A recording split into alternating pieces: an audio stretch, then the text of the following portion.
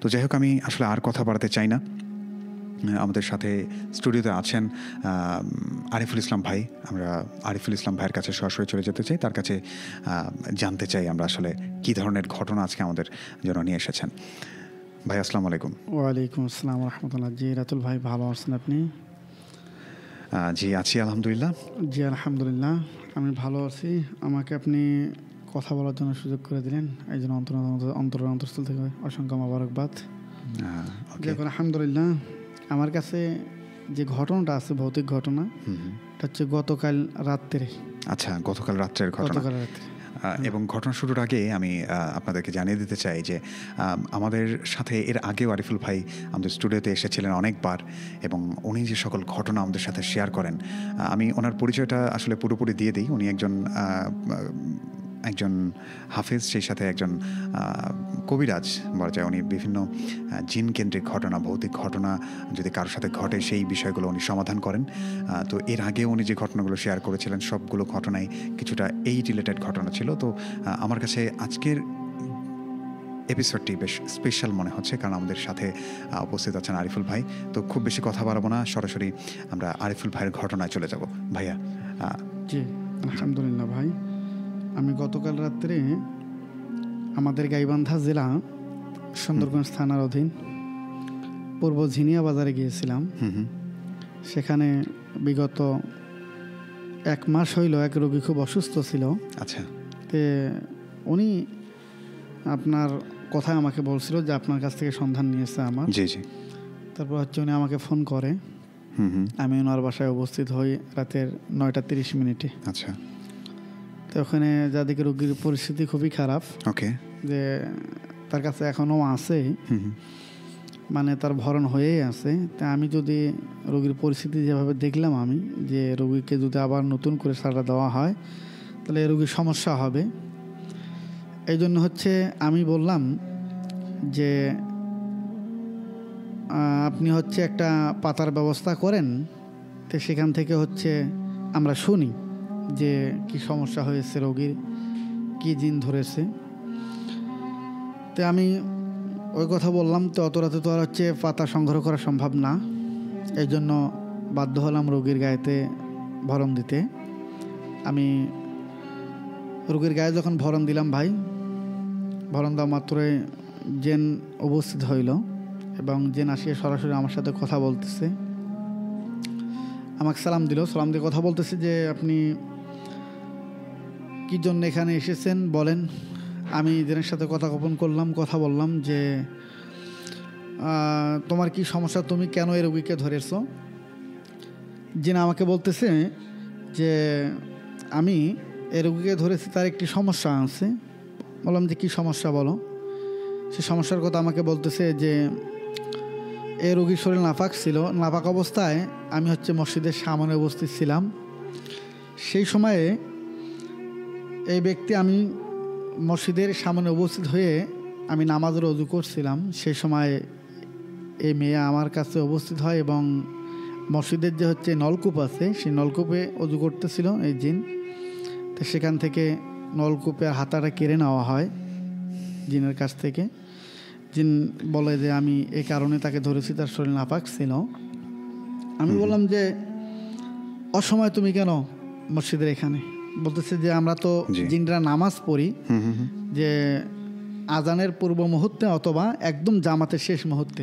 জিন বলতেছি যে আমরা যদি নামাজ পড়ি, ইবাদত করি, তাহলে আমরা আজানের পূর্ব মুহূর্তে হয় ইবাদত করি, না হলে একদম জামাতের শেষে আচ্ছা নামাজ পড়ি। তো আমি বললাম যে কেন ধরা হয়েছে। বললো যে আমার সাথে এরকম বেয়াদবি করেছে, এর জন্য আমি তাকে ধরেছি। ওকে। তা আমি বললাম যে হোক, সে অবুঝ মানুষ, তাকে ছেড়ে দাও, মহিলা মানুষ, ধরার প্রয়োজন নাই। আচ্ছা। আমাকে বলতেছে না আমি তো ছাড়বো না, আমি তো তাকে বিগত 1 মাস থেকে খুব জ্বালা যন্ত্রণায় রাখছি। যেমন বললাম যে কি জ্বালা যন্ত্রণা, তখন সে জিন আমাকে বলতেছে যে তার স্বামীকে তো আমি তার ধারের কাছে আসতে দেই না, তার স্বামীর সাথে সম্পর্ক বিচ্ছিন্ন করেছি, আর তার স্বামীর সমস্ত দায়িত্বগুলো আমি তাকে সাথে পালন করতেছি। জিন এইভাবে আমি বলতেছি। আমি বললাম যে এগুলো তো অন্যায়, এগুলো করা যাবে না, তুমি এখন ছেড়ে চলে যাও। তখন বলতেছে যে না আমি তো ছাড়তেছি না, আজ গত 1 মাস হইলো আমি তার সাথে এরকম স্বামী স্ত্রী সম্পর্ক আমাদের প্রায়। তো আমি তো তাকে ছেড়ে যেতে পারি না, রাইট। আমি তার কাছে আছি। মানে খুব ভয়ানক দৃশ্য ওই সময়টায়। মোটামুটি অনেক লোক ছিল সেই সময়, রাতের বেলা হিসেবে অনেক লোক ছিল সেখানে উপস্থিত। আচ্ছা। এক পর্যায়ে ভাই খুব করার পরে মানে আমার সামন থেকে রুগী নিয়ে চলে গেছে। আপনার সামনে থেকে? আমার সামন থেকে। আচ্ছা আচ্ছা। আমার সামন থেকে ওই মহিলাকে নিয়ে ধাও। মানে আচ্ছা, মানে তারপর? এমন যেন মনে হইলো মানে মানুষ সবাই দেখছে ওখানে, প্রায় আপনার 100 থেকে 150 লোক উপস্থিত ওনাদের বাসায়, যাকে এরম জেনে আসর করছে। আসর করার পর জেনকে বললাম যে তোমার নাম কি সেটা বলো সর্বপ্রথম। আমি নাম জিজ্ঞেস করছিলাম, বলতেছে যে আমার নাম হচ্ছে খবির। বলে যে আমি বললাম তোমার নাম খবির, তো তুমি তো শয়তান রসতে একদম ভরপুর হয়ে গেছো, তুমি তো শয়তানি হয়ে গেছো, এই জন্য তো তুমি মানুষের প্রতি আসর করতেছো, মানুষের সমস্যা ঘটাইতেছো, মানুষকে সমস্যার সম্মুখীন করতেছো। অনেক করার পর আমি বললাম তুমি ছেড়ে যাও। তখন বলতেছি যে আমার সাথে যদি বেশি বাড়াবাড়ি করা হয়, আমাকে বলতেছি যে আপনি হাফেজ মানুষ, আমার সাথে যদি বেশি বাড়াবাড়ি করা হয় এখানে, তো আমি কিন্তু এখানে রুগী নিয়ে চলে যাব। আচ্ছা। আর যদি আপনি পারেন তাহলে ঠেকিয়ে দেখান আমাকে। আচ্ছা। আমি বললাম যে কিভাবে সম্ভব, নিয়ে যা দেখাও দেখি। জি। হ্যাঁ ভাই, আমার কথা বলা শেষ হওয়া মাত্রই মনে করেন যে রুগীকে নিয়ে উধাও। ওকে। তো এলাকার মানুষ সবাই তো আতঙ্কের মধ্যে পড়ে গেল, কিভাবে সম্ভব, যে কিভাবে মানে সম্ভব? হ্যাঁ কিভাবে সম্ভব। এখন এলাকার মানে রোগীর যারা হচ্ছে অভিভাবক ছিল, গার্ডিয়ান পর্যায়ের লোক ছিল, তারা আমাকে বলতেছে যে হুজুর এখন কি করা যাবে এই বিষয় নিয়ে। আমি বললাম যে রোগী যখন নিয়ে গেছে তো অবশ্যই এখানে আসবে। তো আমি আমার কাজ চালানো শুরু করলাম। মনে করেন যে প্রায় 15 মিনিট ভাই আচ্ছা আমি কাজ চালাইতেছিলাম। তো এর মধ্যে হচ্ছে সে প্রায় 2 মানুষ উঁচু, 10 ফিটের মতো আর হবে কি, জি 10 ফিটের মতো উঁচু, সেখান থেকে ধূপ করে ওই রোগীকে ফেলে দিছে আবার ওই জায়গাতে, যে জায়গা আমি বন্ধ করে রাখছিলাম সেই জায়গাতে ফেলে দিছে। ওকে। তো উনি পরিয়ে অচেতন, আর কোনো কথা নাই। তা আমি নতুন করে আবার বন্ধ করলাম, বন্ধ কেটে দিয়ে নতুন করে বন্ধ করে আবার ওই রোগীর গায়ের উপরে সাড়া দিলাম। আচ্ছা। আধা ঘন্টা পর তার জবান ছুটে গেল, মানে জেন আবার উপস্থিত হয়েছে, হাজির করছি আমি। তে আসিয়ার জবান বন্ধ করে রাখছিল, তাকে কথা বলার মতো শক্তি দেওয়া হয়নি, মানে কথা বলতেছে না। আচ্ছা। তো জবান বন্ধ করে রাখছিল, প্রায় 30 মিনিটের মতো কাজ চালাইলাম। তারপর হচ্ছে তার জবান খোলা হইল। বললাম যে আমার সাথে এই আচরণটা কেন করা হইল, আমি জানতে চাই। তোমার নাম খবির, তুমি আমার সাথে এই আচরণটা করলে, তুমি কি জানলে না যে আমার ক্ষমতা কিরকম? তুমি একটা আগুনের তৈরি, আর আমি তো মানুষ। মহান আল্লাহ তাআলা আমাকে অনেক ক্ষমতা দিয়েছে, এমনকি আল্লাহ তাআলা আল্লাহর ফেরেশতার থেকেও এই মানুষকে অনেক সম্মান দিয়েছেন, আলহামদুলিল্লাহ। আমি বললাম যে খবির, তোমার কি এতটুকু কমন সেন্স হইলো না যে তুমি আমার সামন থেকে আমাকে বাহাস করে এই পেশেন্টকে নিয়ে তুমি চলে গেলা? এত বড় সাহস হয়েছে তোমার? তারপর ভাই আমি মানে খুব রাগান্বিত, আমি রাগান্বিত হয়ে গেছি। রাগান্বিত হওয়ার পর মানে এতটাই তাকে আযাব দেওয়া শুরু করলাম যে সে এখন ছাড়তে বাধ্য। আচ্ছা। ওখানে সরাসরি ওই রোগীর গায়েতে যখন হাজির হয়ে গেছে, তখন রোগী মনে করেন যে দেখাইতেছে যে তার সাথে কি কি আচরণগুলো করা হয়েছে। যেমন ওই রোগী আমাকে বলতেছে যে হাজির হয়ে বলতেছে স্বামী স্ত্রী যা সম্পর্ক হয় আমি তার সাথে তাই করেছি। আজ যে গত 1 মাস হইলো তার স্বামী তার হাত ধরতে পারে না, তার সাথে কথা বলতে পারে না, বা এক বেডে থাকতে পারে না। আমি তো তার স্বামীর রূপ ধারণ করে আমি তার সাথে সব কিছু করতেছি, সব বলতেছি রোগী। তা আমি বললাম যেহেতু তুমি আমার সাথে এটা চ্যালেঞ্জ করলা, বাহাস করলা আমার সাথে, একটা তুমি আমার সামন থেকে উঠে নিয়ে গেলা। আচ্ছা। আমাকে 15 মিনিট হতাশ বানিয়ে রাখলা। আবার 15 মিনিট পর যখন তোমার কাছে অসহায় মনে হয়েছে যে আমার আর ক্ষমতা নাই নিয়ে যাওয়ার মতো, সে না আসিয়া আমাকে বলতেছে যে আমি 7 সমুদ্র 13 নদী পার হয়ে চলে গিয়েছিলাম, প্রায় আমার একটা নদী বাকি ছিল আমার দেশ নিয়ে যাওয়ার জন্য। আচ্ছা আচ্ছা। তার মধ্যেই তুমি এমন কাজ করেছো হাবের সাহেব, এই জন্য আমি আসতে বাধ্য হলাম। আচ্ছা। আমার সম্পূর্ণ শরীর তুমি জ্বালে দিচ্ছ। তারপর উপস্থিত যখন রোগীকে রাখলো, তখন আমি পুনরায় যখন রোগীর গায়ের উপর আবার নতুন করে ভরণ দিলাম, তখন তার জবান ছুটে গেছে এবং চক্ষুগুলো একদম বিরাট নীল আকারের হয়ে গেছে। ওকে। একদম চক্ষুগুলো গরম করছে, বড় বড় করে ফেলছে এবং নীল আকার হয়ে গেছে। এবং আমার দিকে তাকিয়ে বলতেছে যে তুমি আমাকে এরকম শাস্তি দিলা, হুম, আর আমি ইচ্ছে করলে কি করতে পারি সেটা তো জানোই। আমার নাম খবিস। আমি কিন্তু তোমাকে এখান থেকে তোমার বাসা অবধি পর্যন্ত পৌঁছিতে যাব না, তার আগে তোমার সমস্যার সম্মুখীন হইতে হবে। আমি বললাম যে তুমি যদি পারো তাহলে আমার সমস্যার সম্মুখীন করিয়ে দেখাই। তুমি আমার সাথে যে বেয়াদবি করছো এর সাথে তোমাকে পেতে হবে। অনেক কষ্ট করে ভাই ওই রোগীর দৃশ্য উপস্থিত জনতা সবাই দেখলো যে বাস্তবে জিন আছে এবং জিন কি রূপ ধারণ করে তা দেখাইলো।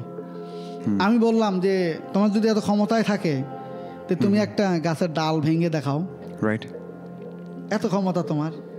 উপস্থিত জনতা কেউ তোমাকে বিশ্বাস করতেছে না যে তুমি আসো এখানে, তুমি একটা ডাল ভেঙে দেখাও। আচ্ছা, আমার কথা বলতে দেরি ভাই, কিন্তু যে মানে আমরা বাড়িতে বসছিলাম সেখানে বিশাল বড় আমের গাছ ছিল, আম গাছ। আচ্ছা, জি। সেখান থেকে বিশাল বড় একটা ট্যাগ ফেলে দিল জনতার মাঝামাঝি। জি জি। জনতা পুরে অবাক, ভয়ে আতঙ্ক হয়ে তারা সরাসরি চলে গেল, বলে না এখানে থাকা যাবে না, অনেক বড় মুসিবতের সম্মুখীন হইতেছি আমরা। তখন আমি বললাম যে আমার সাথে যে বেয়াদবিটা করছো তুমি, তোমার সাথে অবশ্যই পেতে হবে। তুমি কি চাও যে আমি তোমাকে সাজা দিয়ে এখন এখান থেকে পাঠাই? তুমি যদি নিজের স্বইচ্ছায় চাও যে আমি চলে যাবো, আমি সাজা পেতে চাই না, তাহলে তুমি চলে যাও। আর যদি তোমার স্বইচ্ছায় তুমি না যেতে চাও তাহলে তোমাকে সাজা দিতে হবে। তখন ভাই এই জিনকে আমি পূর্ণাঙ্গ আমার যা চেষ্টা ছিল সমস্ত কিছু চালানোর পর সে আমার আওতাভুক্ত হয়ে আসে, তার শক্তি আমার কাছে ব্যর্থ হয়ে যায়। তারপর তাকে আমি এক পর্যায়ে জ্বালিয়ে দিই। আচ্ছা, জ্বালিয়ে দেওয়ার পর তাকে যখন বিদায় করে দিই, দেওয়ার পর রোগীকে বন্ধ করে দিই, তার বাসা যেটা ছিল সে বাসাটা বন্ধ করে দিই। তারপর নিয়ে রোগী এখন পর্যন্ত সুস্থ আছে, এ পর্যন্ত আর আসে নাই। কিন্তু ওই দিনের ভয়ানক দৃশ্য, বিশাল বড় ভয়ানক দৃশ্য। আমাকে শুরুতে বলছিল যে তোমার সমস্যার সম্মুখীন হতে হবে। আমি আসতেছি ওই জায়গা থেকে প্রায় আপনার 60 কিলো রাস্তা। আচ্ছা, একটা ইজি বাইকে, আমার একটা বাইক আছে, সে বাইকে প্রায় মনে করেন যে আপনার 1 লিটার তেলের মতো চলে যায়। যে জায়গায় গিয়েছিলাম আমি, পূর্ব ঝিনিয়া বাজার, আমাদের গাইবান্ধা জেলা, সুন্দরগঞ্জের থানা। আচ্ছা, সুন্দরগঞ্জ থানা। জি। তো সেখান থেকে আসার পথে মাঝ রাস্তার সময় একদম একটা নিধু পাথর আছে ভাই, সেখানে গাব গাছ আছে। আচ্ছা, গাব গাছ? হ্যাঁ, গাব গাছ। গাব একটা ফল, কিন্তু এই গাব গাছে নাকি পূর্ব থেকে অনেক বড় জিনিস ছিল। আচ্ছা, তো এই গাব গাছে যখন আমি পার হওয়ার পর পেছন থেকে আমাকে কাদো ছুঁড়ে মারা হয়। আচ্ছা, পেছন থেকে কাদা ছুঁড়ে মারা হয় আপনাকে? কাদা ছুঁড়ে মারা হয়, পুরো আমার পিঠে আসে। জি। তা আমি মানে সঙ্গে সঙ্গে ওই জায়গাতে ব্রেক হই, গাড়ি ব্রেক করে দাঁড় হলাম। সব দিক দিয়ে দেখলাম যে কোনো লোক নাই এখানে।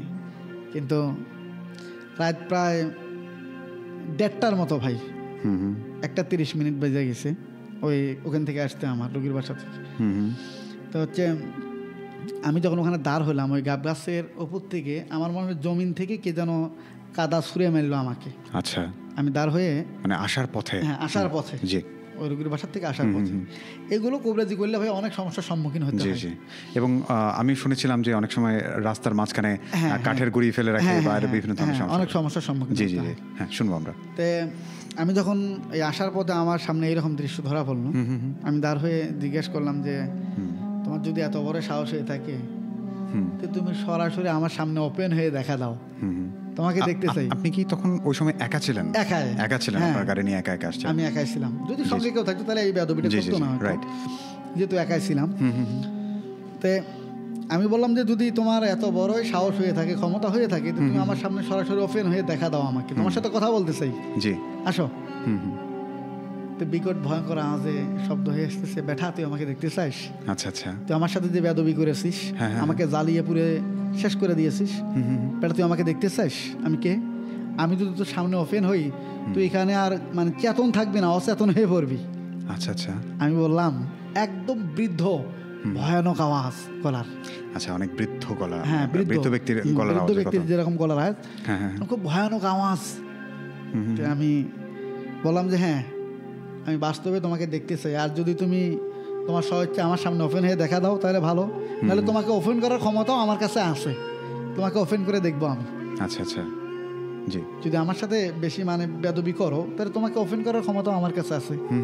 তুমি আমাকে কাদা ছুঁড়ে মেরছো, তা আমি তোমাকে একটু পানি ছিটে মেরবো, তাতে তুমি ওপেন হবা আমার সামনে। তখন বলতেছে বেটা আমাকে তো যে কষ্ট দিয়েছিস আর কষ্ট দিস না, আমি নিজে তোর সামনে ওপেন হইতেছি, তুই দেখ।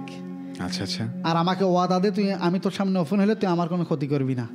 আচ্ছা আচ্ছা। আমি বললাম যে না, তুমি আমার সাথে যে বেয়াদবি করছো এত ফলাফল তোমাকে দিতে হবে, তুমি আমার সামনে ওপেন হও, আমি তোমার কোনো ক্ষতি করবো না।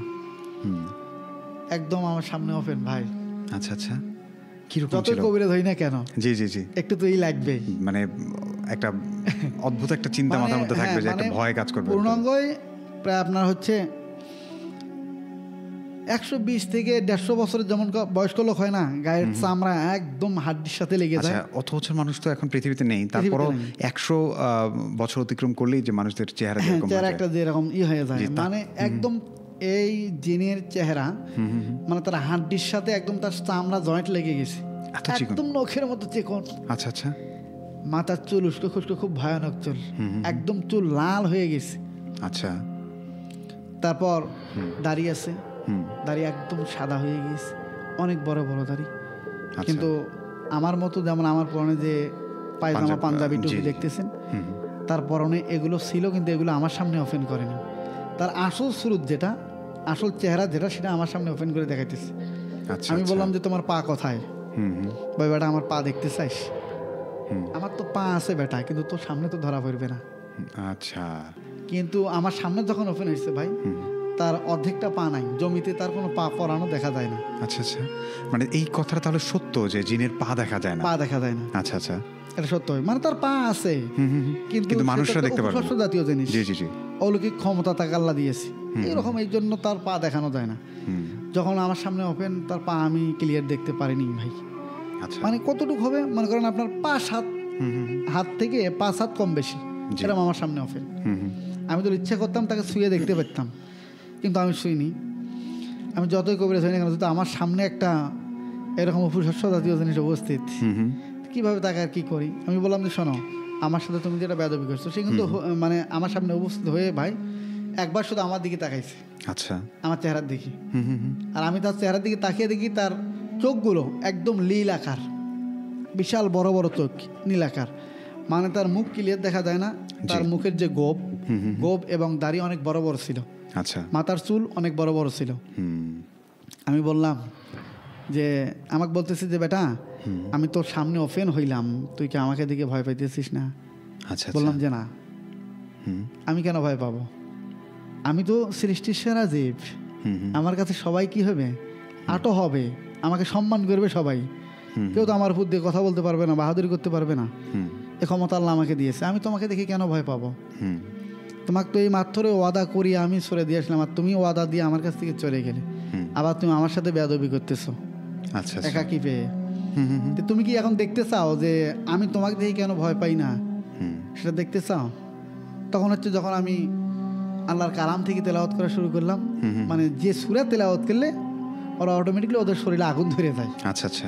যখন তেলাওয়াত করা শুরু করলাম, তখন আমাকে বলতেছে বেটা আমাকে আর জ্বালাইস না, তোর দোহাই লাগে, তোর ধর্মের দোহাই লাগে, আচ্ছা, তোর কালামের দোহাই লাগে, তুই আর আমাকে জ্বালাইস না, তুই আমাকে ছেড়ে দে, আমি চলে যাই। আমি একটা কাজ করছি ভাই, যখন উপস্থিত হয়েছে তখনই কিন্তু মানে মিলানোর মতো ক্ষমতাটা আমার শরীর থেকে আমি হারিয়ে দিচ্ছি। আচ্ছা, মানে সেজন্য অদৃশ্য না হতে পারে, অদৃশ্য না হতে পারে। আচ্ছা আচ্ছা। এই ক্ষমতা রেখে মানে আমি প্রয়োগ করছি তার প্রতি। আমাকে বলতেছে বেটা আমার শক্তি ক্ষেত্রে তুমি আমাকে ছেড়ে দে। আচ্ছা আচ্ছা। তখন দ্রুত গতিতে বললাম যে হ্যাঁ আমি তোকে ছেড়ে দেবো, কিন্তু আমার সাথে যে বেয়াদবিটা করছিস এটা কখনোই আর করা যাবে না। আমি তোকে ছেড়ে দেই, তুই আমার কাছ থেকে ওয়াদা কর। বলে যে হ্যাঁ ওয়াদা করবো। আমি যদি কোনোদিন কোনো মানুষের প্রতি জুলুম করি, অন্যায় করি, তাহলে আমার জাতের কসম খেয়ে আমি বলতেছি আমি আখের এবং পরকালের দিন ঠিকই থাকবো। আমি যদি কোনো ইনসানের প্রতি অন্যায়ভাবে তাদের ক্ষতি করি, যে কোনো ইনসানের প্রতি, যে কোনো মানুষের প্রতি যদি আমি অন্যায়ভাবে ক্ষতি করি কোনো মানুষের, তাহলে আমার জাতের কসম খেয়ে বলতেছি, আর ওই আল্লাহর নামে শপথ করে বলতেছি, আমি কিয়ামতের মাঠের দিন থেকে থাকবো, আমাকে যেন শাফায়াত কেউ না করে। এই ওয়াদা দিয়ে আমার কাছ থেকে যেতে হবে তোমাকে। আচ্ছা। সে ওয়াদা দিয়ে আমার সামনে থেকে অদৃশ্য। আচ্ছা আচ্ছা। আমি রওনা করলাম বাসার দিকে। বাসায় যখন আসলাম সেখানে আবার রোগীর বাসার থেকে আমাকে ফোন করে আসতে বলতেছে যে হুজুর আপনি কি বাসায় পৌঁছে গেছেন? বললাম যে মাঝ রাস্তায় এরকম আমার সমস্যা হয়েছে।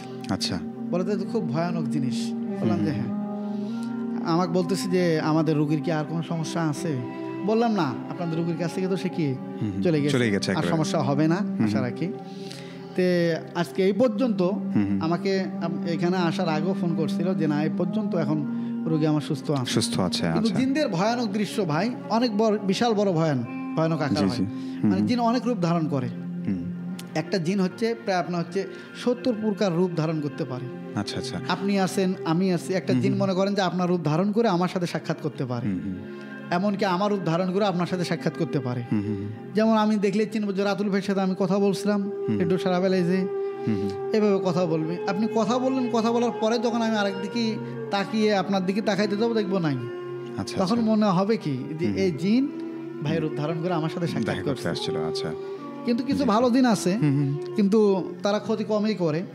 কিন্তু এই খবিস, তারপর হচ্ছে বোরহান, এইরকম নামক কিছু জিন আছে, এগুলো অত্যন্ত ক্ষতিকর। আচ্ছা, এরা অনেক বড় ভয়ানক। এরা যদি মানুষের প্রতি আক্রমণ করে কোনো সময়ের জন্য, সে মানুষটাকে এমনও আছে ভাই মৃত্যুর সজ্জায় নিয়ে যায়। আচ্ছা, এমনকি এদের আক্রমণের কারণে, এদের টর্চারের জন্য, জুলুমের জন্য মানুষটি মৃত্যুবরণ পর্যন্ত করে। আচ্ছা, জিন এত বড় ভয়ানক।